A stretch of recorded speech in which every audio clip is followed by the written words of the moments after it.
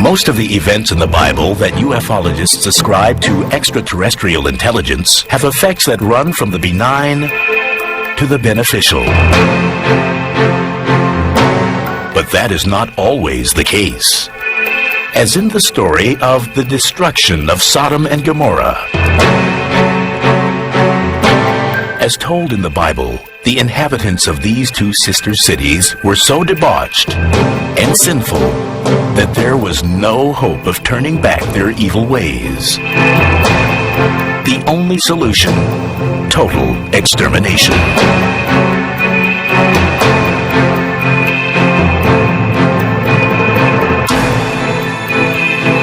Then the Lord rained on Sodom and Gomorrah brimstone and fire from the Lord out of heaven, and he overthrew those cities.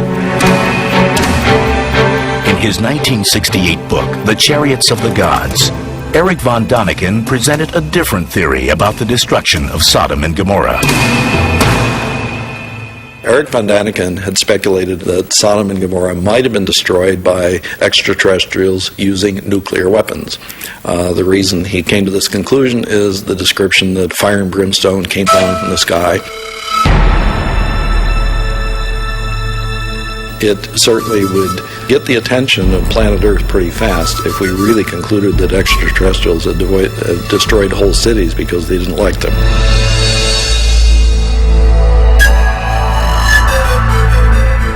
However, there are other theories about the destruction of these cities. Some believe the story may have been used as a mythological warning.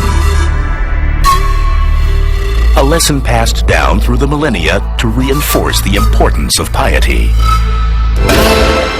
God removed the Sodomites and the citizens of Gomorrah from existence, and that's what the text talks about. Fire rained down from heavens and wiped them all out.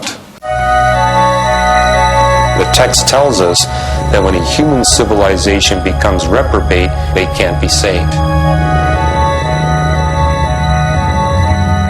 The other way to look at Sodom and Gomorrah is that if the towns ever actually existed, and if those towns were destroyed, were almost certainly destroyed by some natural means.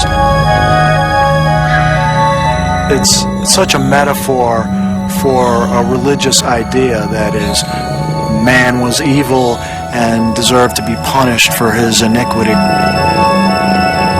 Archaeological evidence has emerged that sheds some scientific light upon this ancient story. Archaeologists, in looking at the southeastern plain of the Dead Sea, have located approximately the right place where we would expect to see cities of Sodom and Gomorrah. The remains of these cities, called Babadra and Numeria, offer tantalizing clues that may prove part of the story of Sodom and Gomorrah. In Babadra, we see that there was broad destruction across the mound. Next, we find at Numeria that there is a layer of ash which can suggest that the city was burnt.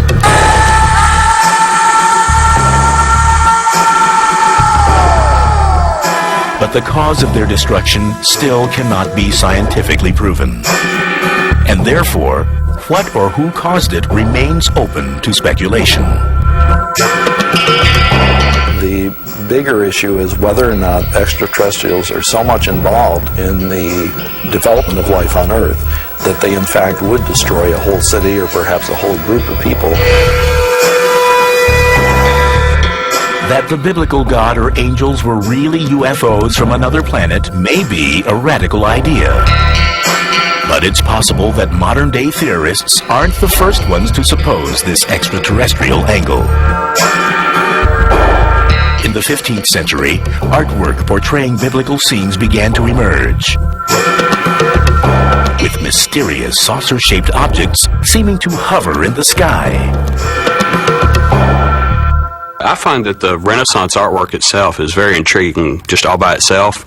You've got these images of UFOs with the Madonna image and scenes of Jesus on the cross, and in the background you've got a little black dot or a saucer-shaped UFO with a dome on it.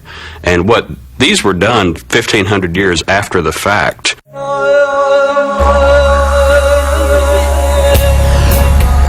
It's a matter of a Rorschach test for the observer. You place attributes onto those paintings and drawings and artwork. They may be hats, they may be crockery or saucers or other things of that shape, but not necessarily flying saucers. But more and more, people seem to believe that UFOs are real and are alien. Even organized religion hasn't completely closed the book on the extraterrestrial possibility. The Vatican has made a statement that said that they are not to be feared and not to be demonized. Monsignor Corrado Balducci, who is a consultant to the Vatican, has been on Italian television several times saying that he believes UFOs are real and that they are extraterrestrial. If these theories are proven true, what might the future hold for Western religion? Western religion would change completely if extraterrestrials were proved to be real. It would change all the stories in the Bible, and it would change how we thought about the Bible, because a highly technological extraterrestrial may provide some explanations for some of the miracles that happen in the Bible. But in the absence of hard evidence that either proves or disproves the existence of UFOs, belief in the UFO phenomenon is based mostly on faith, much the same basis as a belief in God.